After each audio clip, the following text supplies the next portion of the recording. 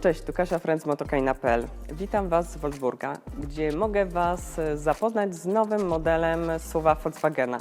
T-Cross stoi za mną, jestem w studiu.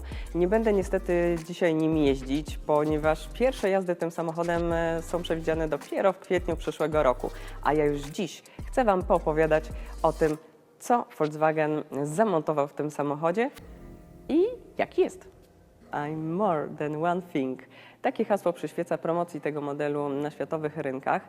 Producent uważa, że ten model oferuje znacznie więcej niż auta w tej klasie i ma niewiele więcej kosztować. Bądź ze mną do końca tego filmu, a zdradzę Ci, od jakiej kwoty będą startować ceny tego samochodu w Polsce.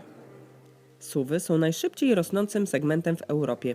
Z badań wynika, że rynek takich kompaktowych aut podwoi się w ciągu 10 lat. To właśnie dlatego Volkswagen wprowadza małego T-Crossa. Podobają mi się te zagłębienia w masce, bo sprawiają wrażenie, że maska jest dłuższa, a po drugie potęgują takie wrażenie, że jest to bardziej masywny przód, bardziej terenowy. Oczywiście nikt nie będzie wjeżdżał T-Crossem w jakiś off-road, choć sugeruje trochę to nazwa, w końcu T-Cross i nieco wyższy niż w osobówkach prześwit, ale producent przewidział tu tylko jeden rodzaj napędu, na przednią oś. Standardowo Volkswagen montuje tutaj reflektory halogenowe i wtedy w oprawie świateł przeciwmgłowych są światła do jazdy dziennej LEDowe. Natomiast w tych wyższych poziomach wyposażenia Life Style mamy tutaj pełne LEDy i wtedy są zintegrowane z światłami do jazdy w dzień. Są bezpieczniejsze, a przede wszystkim świecą jaśniej.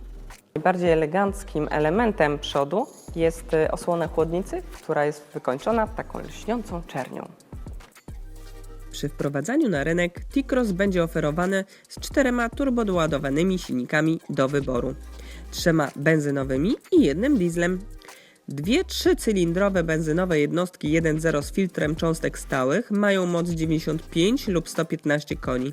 Najmocniejszy jest 4-cylindrowy silnik 1.5 TSI o mocy 150 koni. Gamę uzupełnia 4-cylindrowy diesel 1.6 TDI o mocy 95 koni. Zależnie od rodzaju silnika moment obrotowy jest przenoszony do kół przedniej osi za pośrednictwem 5- lub 6-biegowej mechanicznej skrzyni biegów albo za pomocą 7-biegowej przekładni DSG. Najbardziej ciekawy w T-Crossie jest jednak tył tego samochodu. Nad szybą góruje spoiler, bardzo ładny, wykończony taką lśniącą czernią, a na rantach są reflektory troszkę przypominające może te z Polo, ale jednak mają nieco inny wzór i tutaj takie bardzo fajne 3 kreseczki, które odróżniają go wśród innych aut. Natomiast bardzo interesującym elementem jest ten pas, taka listwa świetlna, to są światła odblaskowe, one nie są podświetlane, ale naprawdę wygląda to bardzo fajnie, jednocześnie poszerza optycznie nadwozie z tyłu. Podoba mi się ta długa krawędź załamująca światło, to tak zwana linia ramion, sięgająca od maski aż po tylne światła. Na nadkolach i progach zamontowano nakładki z czarnego tworzywa sztucznego, taką ochronę przed drobnymi parkingowymi otarciami. To kolejne akcenty podkreślające miejskie przeznaczenie T-Crossa.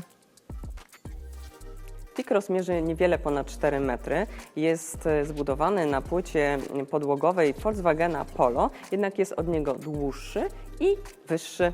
Jest nieco krótszy od T-Rocka, za to ma spory rozstaw osi, co może przekładać się na przestronność wnętrza, te 2,5 metra w sumie między osiami. Zajrzymy do środka? Zanim wspólnie zasiądziemy za kierownicą, zapraszam Was na tył tego pojazdu, ale popatrzcie, jak szeroko otwierają się tylne drzwi. Tutaj bez problemu włożycie fotelik czy malucha do fotelika.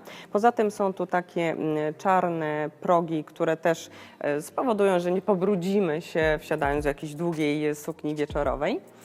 No i zajmujemy miejsce z tyłu. W tej chwili siedzę za kierowcą, który mierzy 1,70 m, czyli tyle co ja i mam wystarczającą ilość miejsca na nogi, również nad głową, ale Volkswagen uważa, że zmieszczą się tu spokojnie 3 dorosłe osoby. Jak to osiągnięto? A mianowicie tak, że kanapę całą można przesunąć w zakresie nawet 14 cm i wtedy naprawdę robi się tu miejsca w bród. Spokojnie mogę przedostać się na środkowe siedzenie. Tu jest oczywiście ta półka nieco ograniczająca, ale i tak zwykle się siedzi tutaj okrakiem i mam tutaj 2 porty USB, czyli po jednym dla każdego pasażera.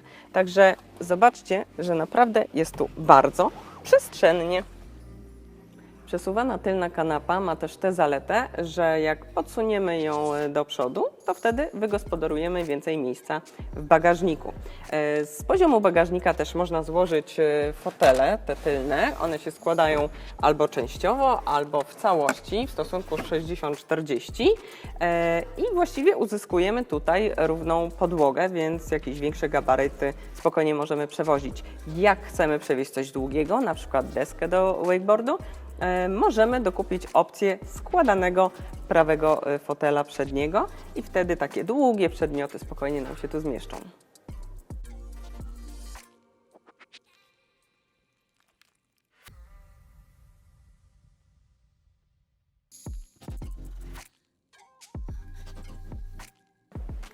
Wreszcie zasiadam za kierownicą, czyli tu, gdzie czuję się najlepiej. Przede mną, no cóż, bardzo fajna, gruba kierownica, obszyta skórą, bardzo fajnie leży w dłoniach. Siedzi się tutaj tak dość wysoko, jak to w SUV-ach.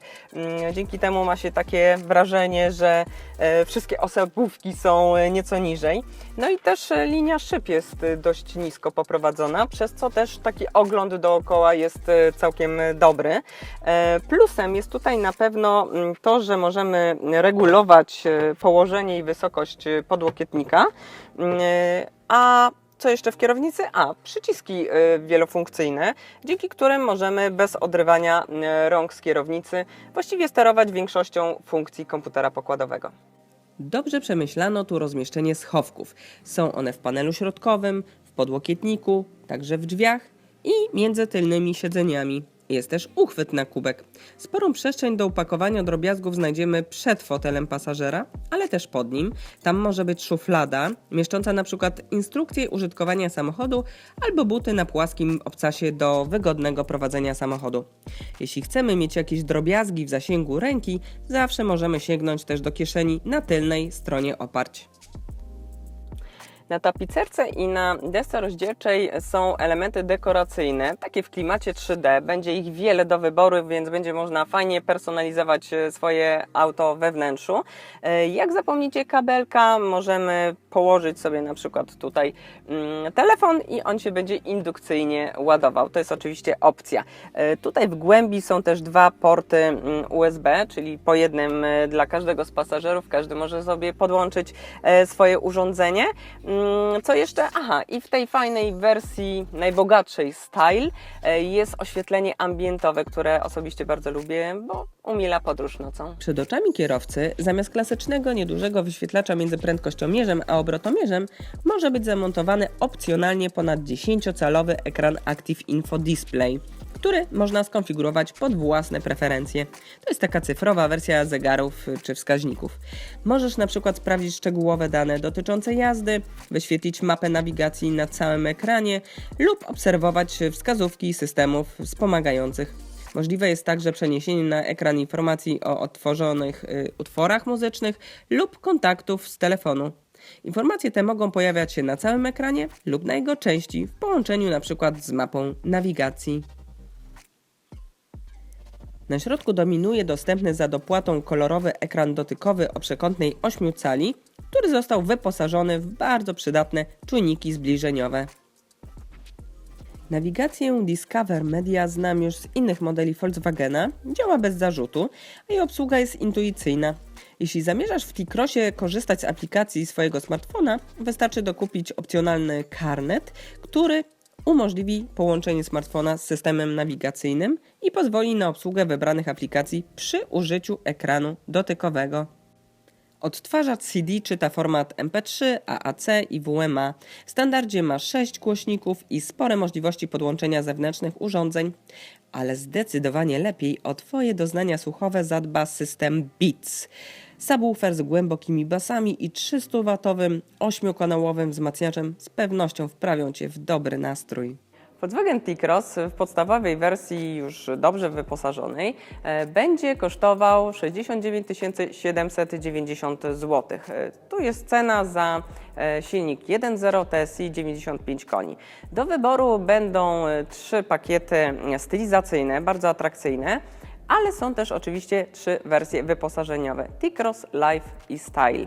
Do wyboru będzie też 12 kolorów nadwozia, między innymi taki fajny niebieski. Jazdy pierwsze odbędą się dopiero w kwietniu 2019 roku, a ja już teraz na nie Was zapraszam. Do zobaczenia!